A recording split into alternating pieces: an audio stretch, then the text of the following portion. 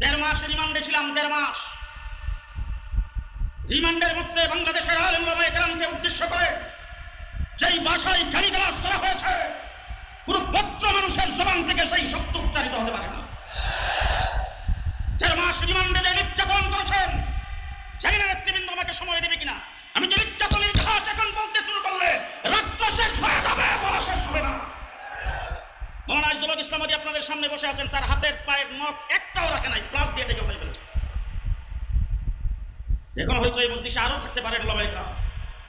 চট্টগ্রাম কোর্টে হাজিরা দিতে যায়, হাত পাও ভাঙ্গা, চিরকালের জন্য পঙ্গু করে তাদেরকে বের করে দেওয়া হয়েছে।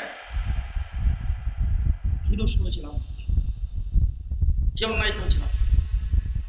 যেই মামলায় 19 মাস জেল খাটা, যেই মামলায় একজন 2 বছর জেল খাটতেছেন, সেই মামলায় দলে দলে বিরোধী দলীয় নেতা কর্মী গ্রেপ্তার হচ্ছে, 1 মাসের মাথায় তাদেরকে জামিন দিয়েছেন।